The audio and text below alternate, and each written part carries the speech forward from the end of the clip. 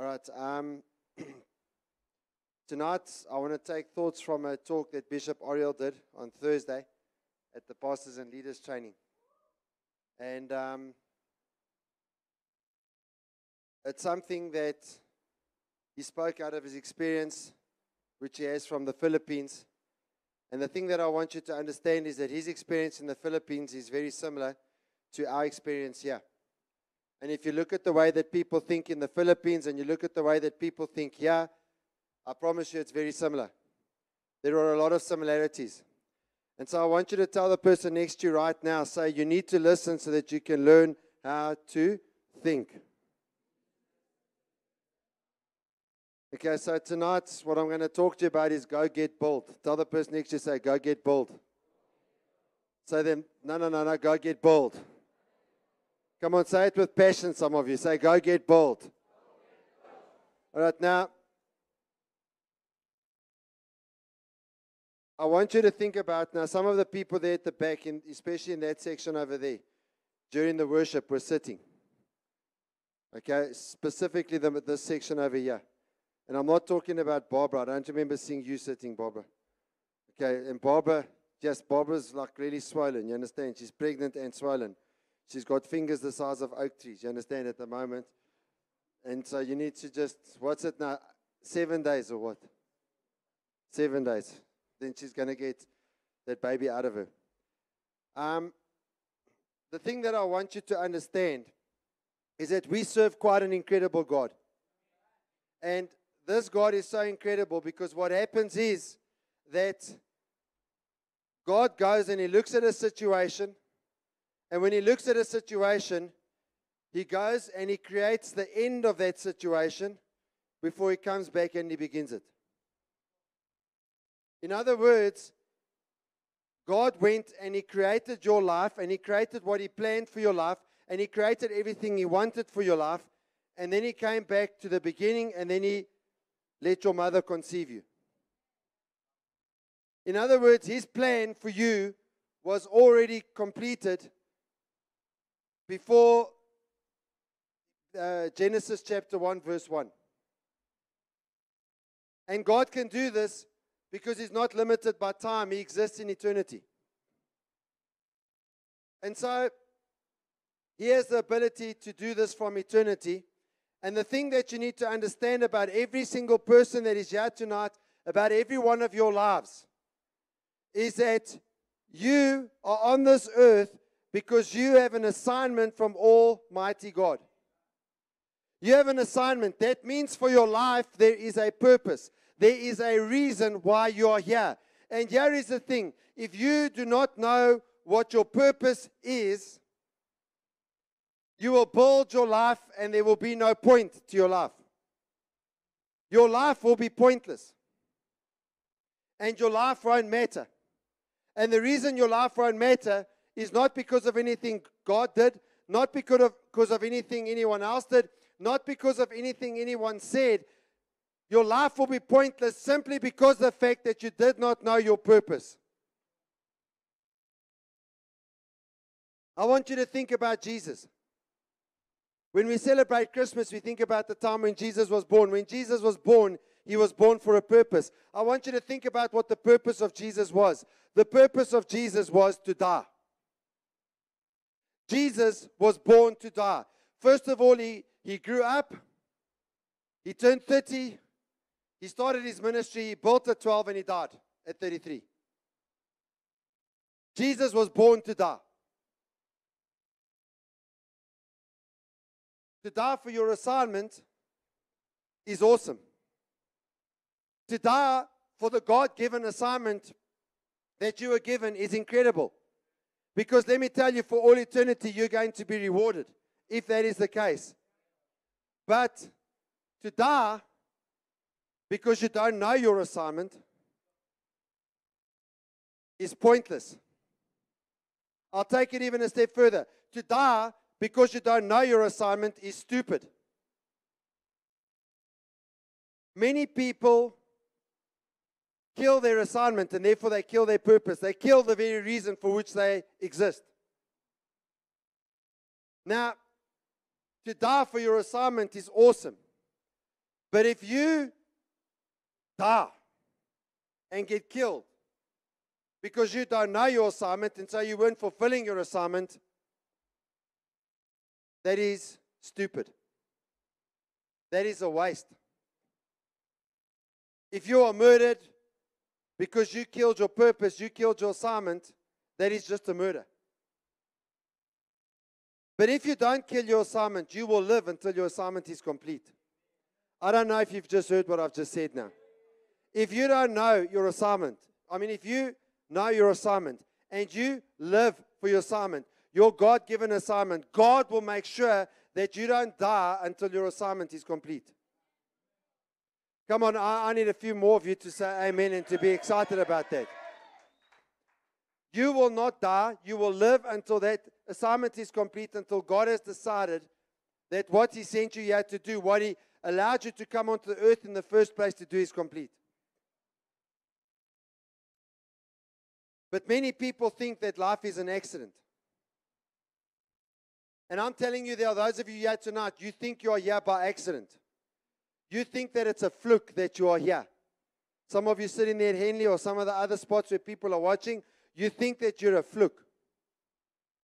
You think that you're an accident. I want to tell you, your life is not an accident. Your life was preordained by Almighty God. You were created on purpose for a purpose. You were created by a decision of the will of the one who created the whole universe. You were created because He decided there was something that He wanted you to do. And then He said, here's your assignment. And many of you are sitting there thinking, I don't want an assignment because that's the thing that I get when I go to school. No, you need to go to school to do your God-given assignment. It's called destiny training. You're training to fulfill your destiny.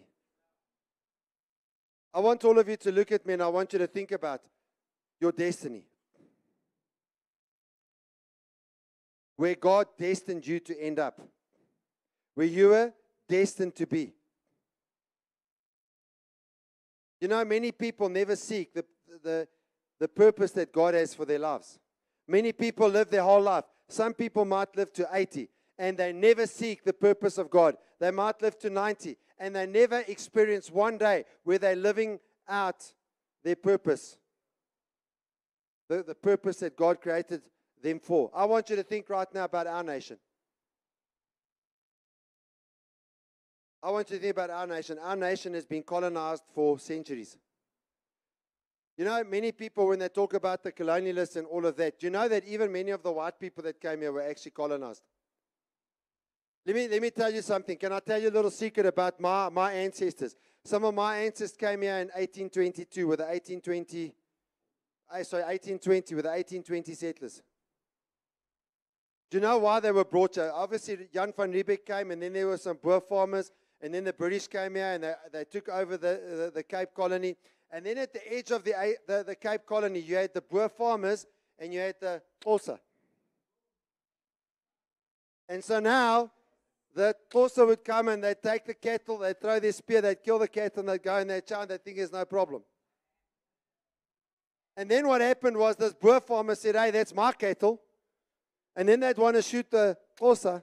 Then they'd shoot the Xhosa, and then they'd all be cross, and they'd come and throw spears at the Boers. And so the British thought, you know what? We've got some idiots in England. We'll promise them land. You know, like Julius promises land? They were also promised land. They came here on ships because they were promised land. And then they gave them farms in that piece of land there between the Xhosa and the Boer. So that solved that war, but now these poor oaks came here and got clapped. You think that's not being colonized? So they were colonized. And now if you think about our nation's a nation that was colonized. If you think about it, we were colonized by Jan van Riebeeck and the Dutch for 150 years. Roughly, give or take a few decades maybe. Then the British came over and took over the Cape Colony, and they took over what's now known as KwaZulu-Natal. And then obviously there was the Great Trek, and the Fur Trekkers moved into the Free State, the old Free State Republic and the old Transvaal Republic.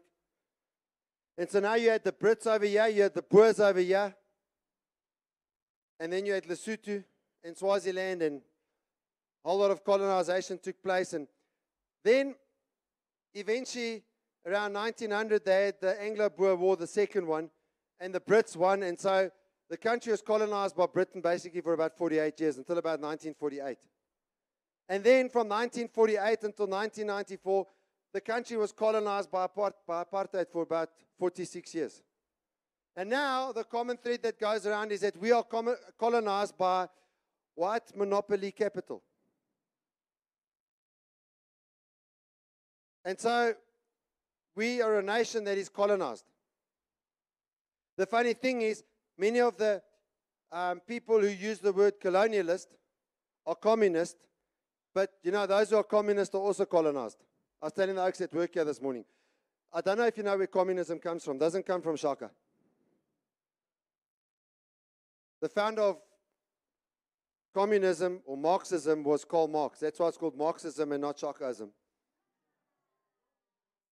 Communism is not Ubuntu. So if you're under a communist system, you are still colonized. Under African system, the chief owns the land. Under communist system, the president owns the land. The state owns the land. And you are the worker. And you know what? The people in our nation all think like workers. And so, what do you find the workers are in a communist country? They are slaves.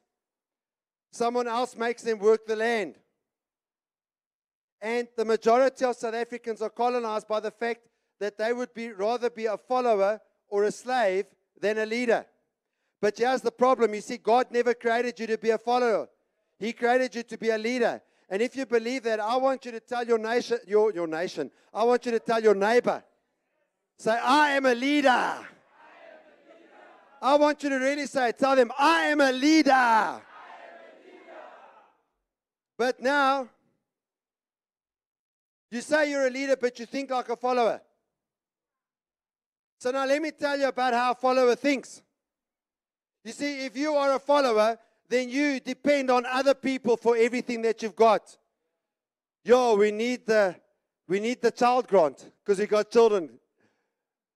We used to say Jacob, now we say President Cyril, please give us a child grant. Please grant us some money.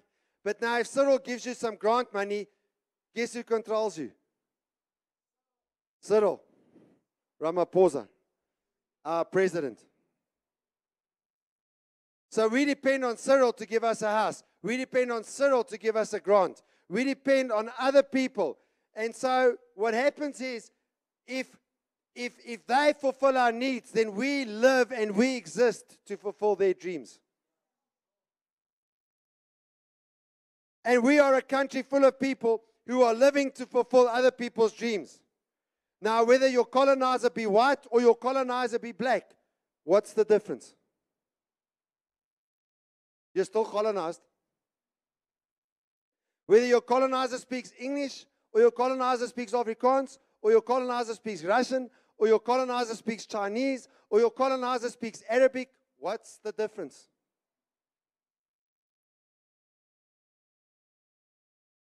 You live to fulfill their dreams. And you can do this for the rest of your life. Or you can change your mentality. Tell the person next to you, you can change your mentality. What is the mentality of a follower? The mentality of a follower is, I need a job. I need a job. I need a job. I need a job. You grow up, your parents say you need a job. Your teachers say you need a job. You go to university, they say, yeah, learn all this stuff, and then you need a job. You watch TV, they say you need a job. Then they have big discussions on panels of economists, and everyone's talking about we need to create jobs. The government must create jobs. You know what? Can I tell you a secret? No government ever creates jobs. We need a job. And so, why do you need a job? You need a job because you're a follower. And guess what? A follower has a minimum salary. So now, The government saying they're going to introduce a minimum wage of 3,500 Rand a month. That's awesome. That's fantastic. So now that's what you earn, 3,500 a month. Because the Oak says, right, the minimum I have to pay you 3,500, I will pay you 3,500. You want 3,501 cents? They say, not a chance. So you live to be an employee of someone else and fulfill their dreams. You live to fulfill their dreams. That's what a follower does. Why not become an employer? Some of you that are sitting here, why not become an employer? Who says you can't become an employer?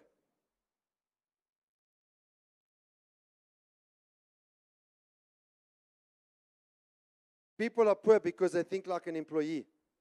I need a job. I need a job. I'm happy. Why? I have a job. The job says you can't go to church on Sunday. You need to come to work.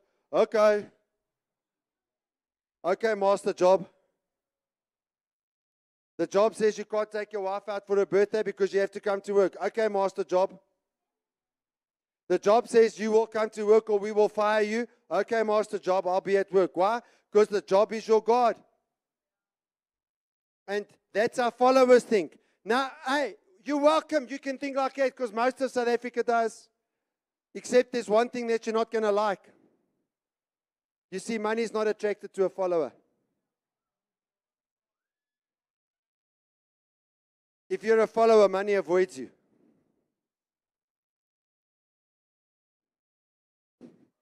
Oh, that's nice, eh? I want to be a follower because it's nice and comfortable. That's fine. Money's going to avoid you. As you walk, you walk into an ocean of money and it opens up like the Red Sea to get away from you. The money says, hey, hey, hey, there they come, run.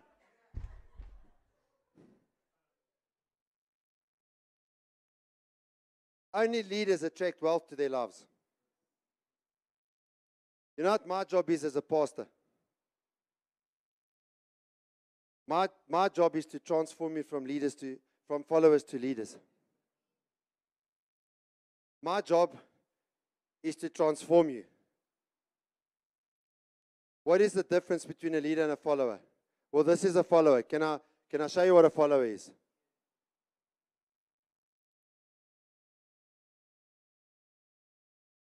Go left, go right, go up, go down, go back, go forward. There was an old song we used to sing. It went, the grand old Duke of York. He had 10,000 men. He marched them up to the top of the hill, and he marched them down again. What the hell is the grand old Duke of York doing with 10,000 men? If all he's going to do is going to march him up to the top of the hill, and he gets to the top of the hill, he's going to march him down again. And then, you know what the song says? And you know what the grand old Duke of York, after doing this, you know what he found? He found that when they were up, they were up. And that when they were down, guess what? He had this earth-shattering revelation. He found they were down. And then you know what he also found out? He found out something you're not going to believe what he found. He found that when they were only halfway up, they were neither up nor down.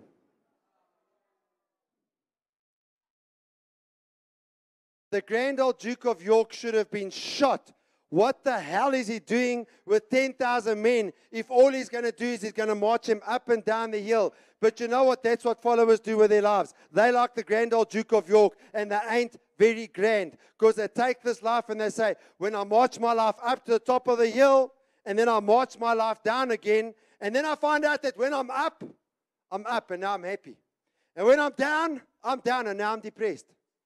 And when I'm only halfway up, I'm neither up nor down. What are you doing with your life? Leaders are different to followers. You see, followers don't have to think because someone's telling them what to do. Leaders have to think. One of the things that people that are led by me will find is that you think you're doing the right thing, and then I will blast you, and you will say, what the hell's your problem? And I'll say, you didn't think.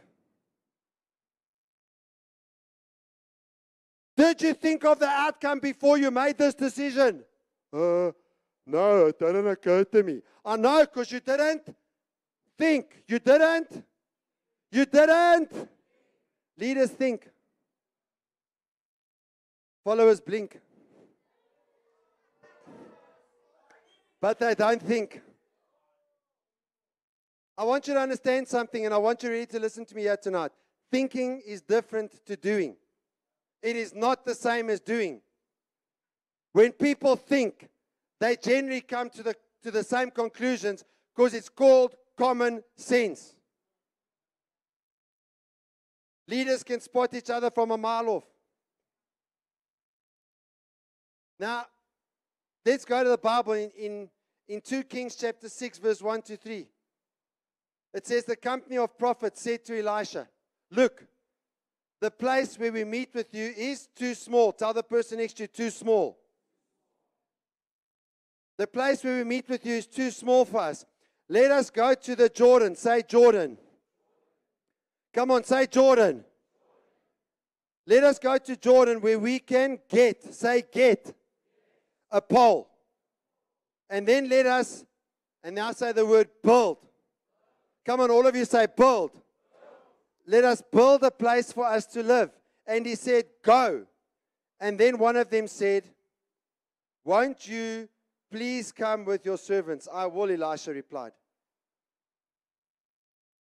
The thing I want you to realize when you look at that passage, the first thing I want you to understand is that every single morning, including tomorrow morning, when you get up, you are building something.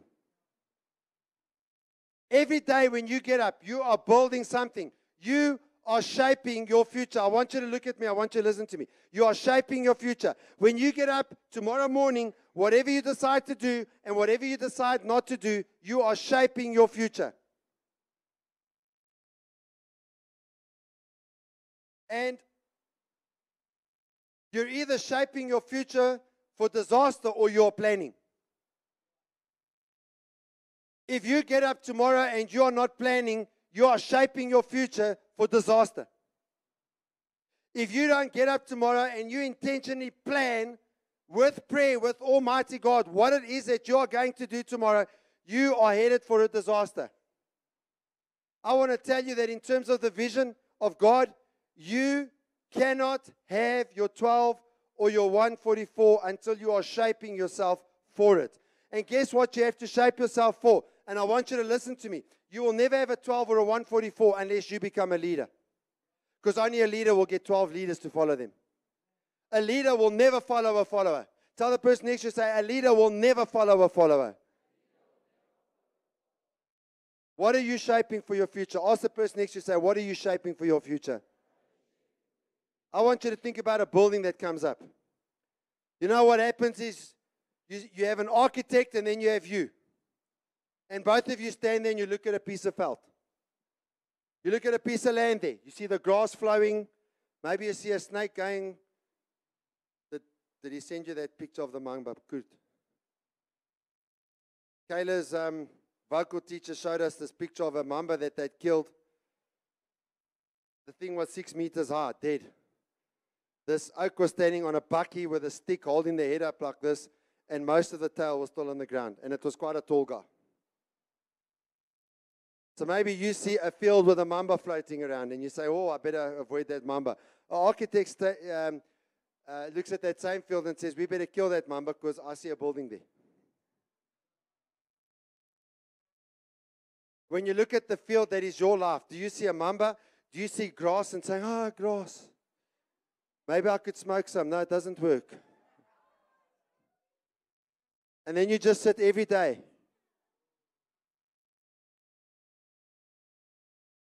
Every day. That's some of your lives, every day. You go to school, go to work. I need a job. An architect looks at it and in his mind he shapes a building. In his mind he shapes this thing. And then after a while what happens is from the mind it is transferred into his hands. And from his hands it goes through a pen onto a piece of paper and it becomes a drawing. And then later on, through a series of processes, some builders get a hold of this thing and they build a building and they shape it. Have you ever shaped anything in your mind regarding your God-given future? Have you ever gotten before God and prayed about your God-given future because you have an assignment? Your life has a purpose.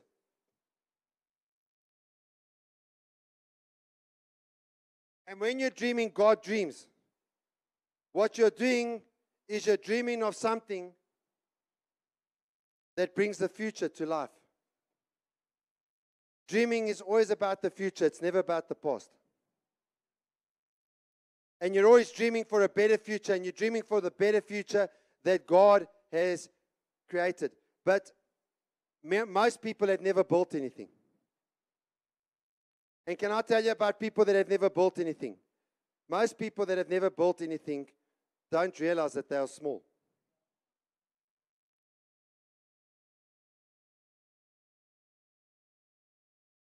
If you have never built anything, then your song is, "You're small and you don't know it."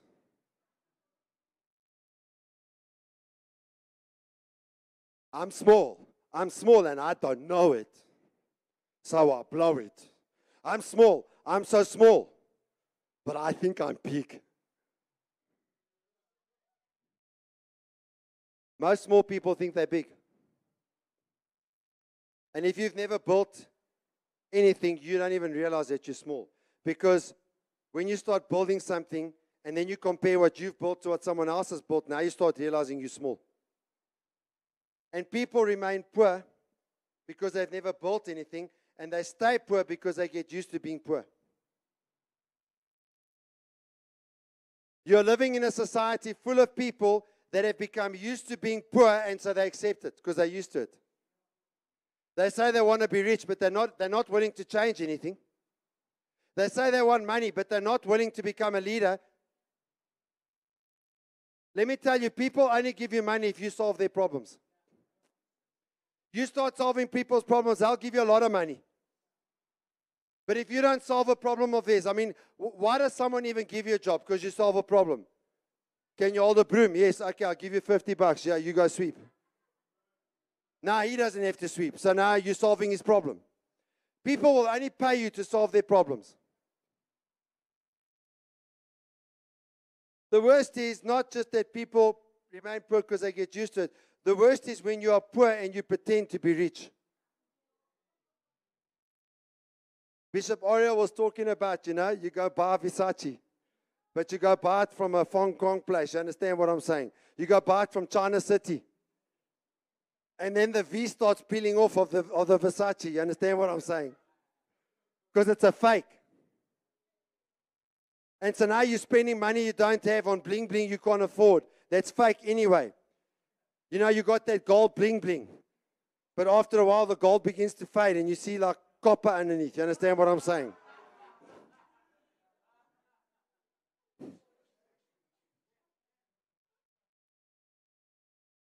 Let's be honest. How many people got fake Apple Watches?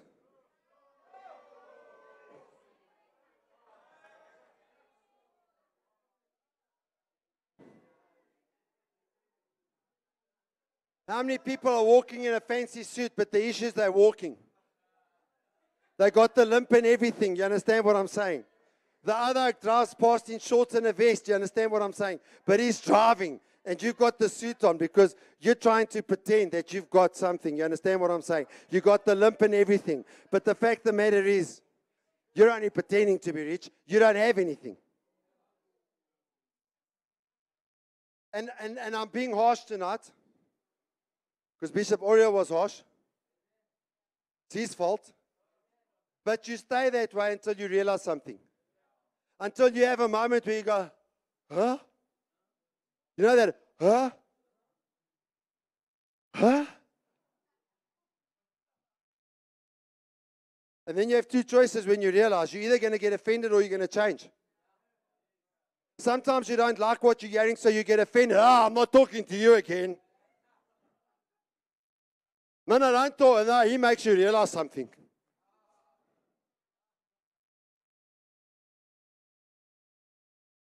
Until you realize something, you do nothing. When you realize, you do something. Oh, I better change. I can't preach. I thought I could. I suck.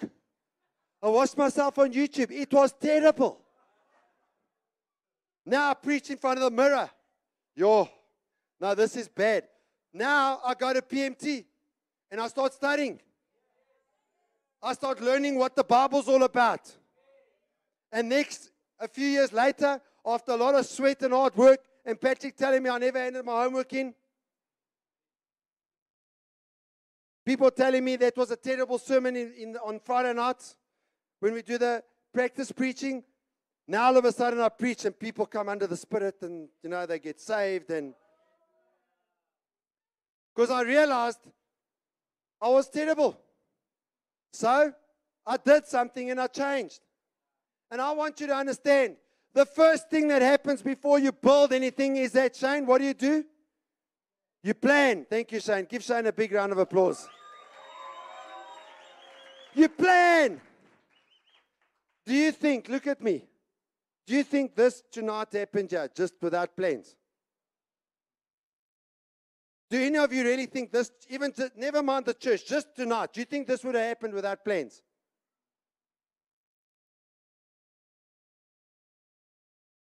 If you're not planning, you may be destroyed by your lack of planning.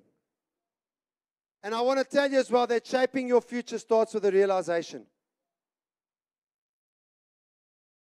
When you think like a leader, it starts when you look at your own situation and you realize, like those guys said in that passage, this is too small for us. What I want you to realize is you look at your life and you suddenly get all claustrophobic and you realize, yo, this is too small for me. This life is way too small for me. I don't want this small little life. I thought it was cool to be stupid and to run in front of the cars and for them to miss me by 5 millimeters. I thought I was like so cool, eh? How many of you have realized that the life you're living now is too small for you? It's way too small for the God-given assignment that Almighty God gave you. The one who created you. That life you're living is small. You're cramped. You're wondering why you're unhappy. You're wondering why you're frustrated. And you're blaming everyone else. It's your mother, your father, your auntie, your uncle, the dog, President Ramaphosa. It's everyone's fault. But no, it's no one's fault. Just the life you're living is too small. This is too small for us. Now, don't despise small beginnings. Every big thing starts small.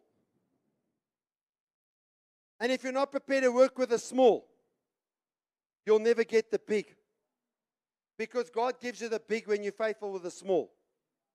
Tell the person next to you, say, God gives you the big when you're faithful with the small. You need awareness. But here's the thing, and I really want you to hear what I'm saying. You need to dream big. And if you want to dream big, and I want all of you to look at me here tonight. If you want a big life, you have to take responsibility for your life. If you don't take responsibility for your life will never be big. You will live a small life for the rest of your life, and you will die a bitter old person or maybe a bitter young person. But you'll die bitter and small.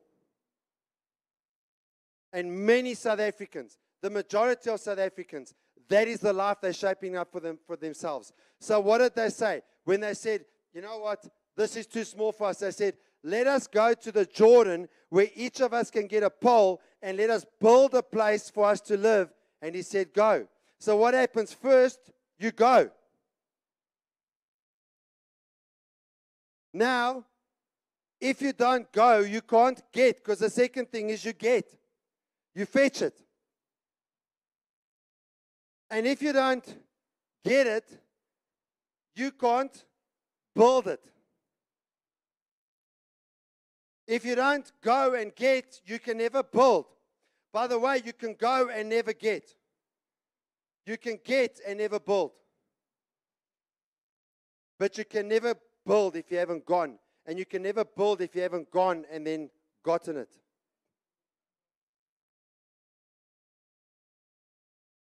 So if you want to build and you want to shape your future, the first thing is go. Where do you go? You go to Jordan. Jordan is the river Jordan. I want you to think about a river. What is a river? There is life there. Now I want to tell you something. That many pastors and many leaders are not goers because they think they know it all. You know when you're thinking, should I go to Sal, should I go to Sal? You're not a goer. If you think, I don't need to speak about my decisions with my leader, you're not a goer.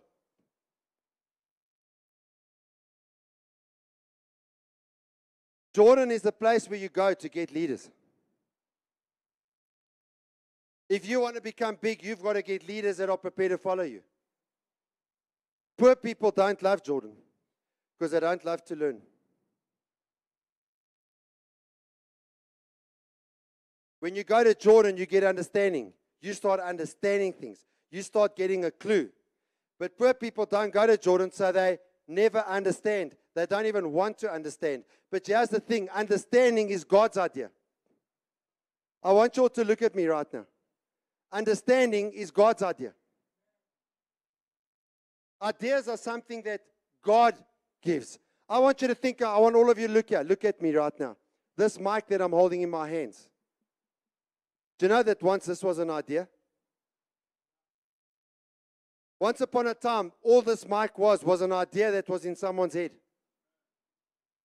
If you don't have any ideas, no one will ever pay you any money. People pay you money because you got an idea, and then you make that idea happen. These lights that are in this place, they were all an idea once. This building you're sitting in, that chair you're sitting on, it was an idea. You know that you were an idea? First of all, by God. And then the second time you're an idea, your daddy looked at your mommy and said, come here, girl.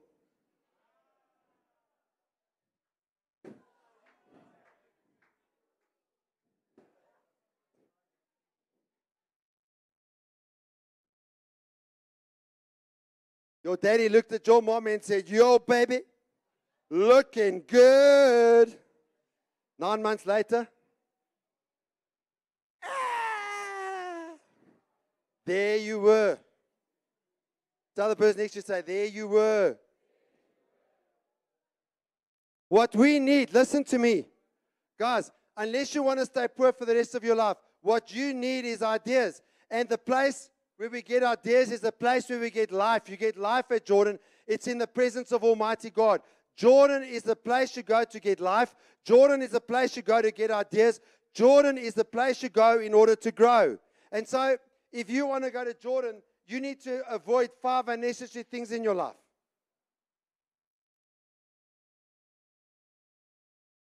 3 unnecessary things. 3 fives, sorry. 3 fives. The other person next to you is the 3 fives. You need to avoid 5 unnecessary people. Do you know that people who keep you away from Jordan are unnecessary to your life? If your friend says, no, let's go to party rather than sell. Any person that stops you going to Jordan, they are unnecessary in your life. You need to cancel out of your life 5 unnecessary places. For some of you, all 5 places are different parties. There are places you go to where you waste your time and your mind is dull to ideas. And you are taught to be a follower. And you need to cancel out of your life 5 unnecessary meetings. 5 unnecessary people. And what do I mean unnecessary? They are unnecessary because they are blocking you from your purpose. 5 unnecessary places because you go there and you waste your time. And 5 unnecessary meetings. If your meeting has no purpose, don't do it. And so you go to Jordan and then you get. You see, it doesn't help you just go to Jordan. When you go there, you got to get. Getters are note takers. They sit here at the macro cell. They sit in a church service. They sit in their cell group and they take notes. They write like there's a hole in that paper. They take notes and afterwards they go and they look at those notes and they think about those notes and they think, what do I need to change? getters read the Bible. And they ask themselves, what is God telling me here? What is the promise He's giving me? What is the warning He's giving me? What is one thing that I need to apply from this word to change my life? People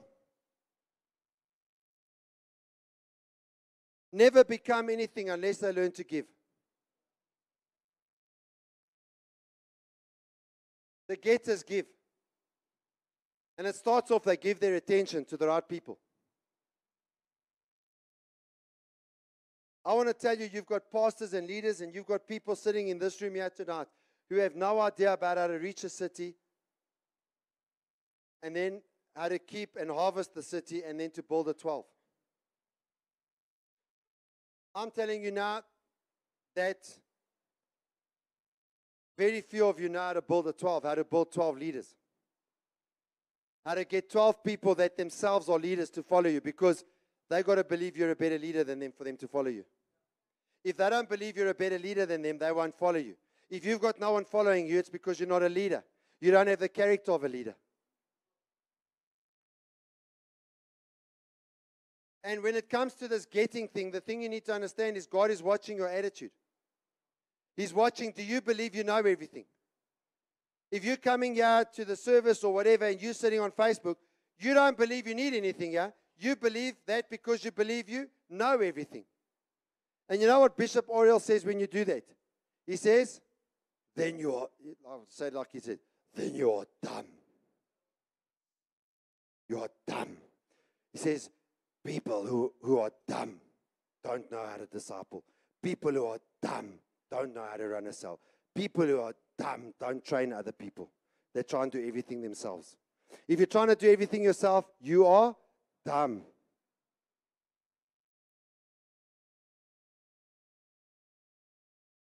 People who don't train other people are always in chaos. Getters have an encounter with God. They regularly have an encounter with God. I want you to understand that an encounter is the beginning of revival. An encounter breaks rebellion.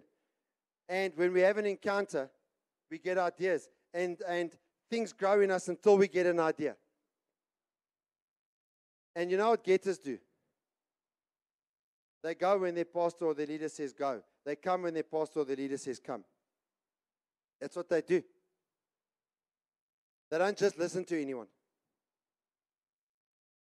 And so you need to disconnect from 5 unnecessary people, 5 unnecessary places, and 5 unnecessary meetings. The third thing is build. So you go to Jordan, you get logs, and then you come back and you build a room that is bigger. You build a life that is bigger. The building is the hardest part. It's when you're building that you learn about the power of the cell. It's when you're building that you learn about the power of discipleship. If you don't know how to disciple, then you will say, this vision is not for me. G12 isn't for me. You might say G12 is a cult. If you go look up G12 on Google, you'll hear, hey, you're part of a cult. This G12 is a cult. You know how many times over the years I've heard the active church is a cult? No, it's not.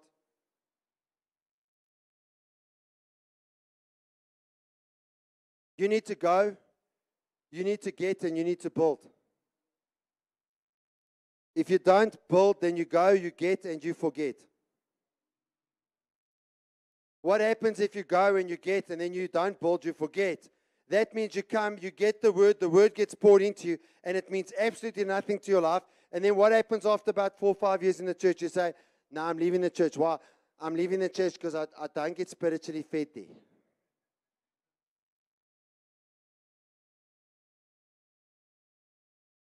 This go, get, forget happens when you build without your leader. Don't build without spiritual leaders. I want you to look at me, and I want you to hear what I'm saying. When we're poor, we don't rely on spiritual leaders. When we're poor, it's because we're building without spiritual leaders. In this nation, if you are building without spiritual leaders, unless you're one of the very few, black, white, colored, or Indian, that were born in a rich home, which the vast majority of us weren't, you will stay poor. Building without spiritual leaders is suicide. Why? Because you know what your spiritual leader does? They check you and they put your life back in order when things get out of order. 2 Kings chapter 6 verse 5 speaks about a problem that took place. How many of you realize in your life problems are going to take place? Can you tell the person next to you, say, in your life problems are going to take place? So 2 Kings 6 verse 5 says, as one of them was cutting down a tree, the iron axe head fell into the water. Oh my Lord, he cried out, it was borrowed. So he has this oak, and he's busy chopping this tree down. Whoop. And as he chops, all the thing flies, plop, in the water, and it sinks. And he goes, oh my Lord, I borrowed it from Shane. And now it's at the bottom of the lake. What am I going to do? You know, somewhere along the line in your life, you're going to have one of those problems that comes in, and it smacks you in the face, and now you look at the problem, you go, what am I going to do? You know what happens in the story after that? The leader comes and does some stuff, and whoop, next thing the axe floats to the surface. I don't know if you know anything about axes, but the axe head never floats. It's a piece of metal. It doesn't float to the surface. When you put metal in water, it sinks. So a miracle happens. It floats to the surface, and they go and they collect it. He puts it back, and everything's fine. When you have a problem and you lose your axe head, you know why this happens? It happens because the devil wants you to stop building. And when the axe head flies, when you have this problem, when things come crashing down, that's when you really need your leaders. Because let me tell you something. In life, many people quit because they don't have a leader.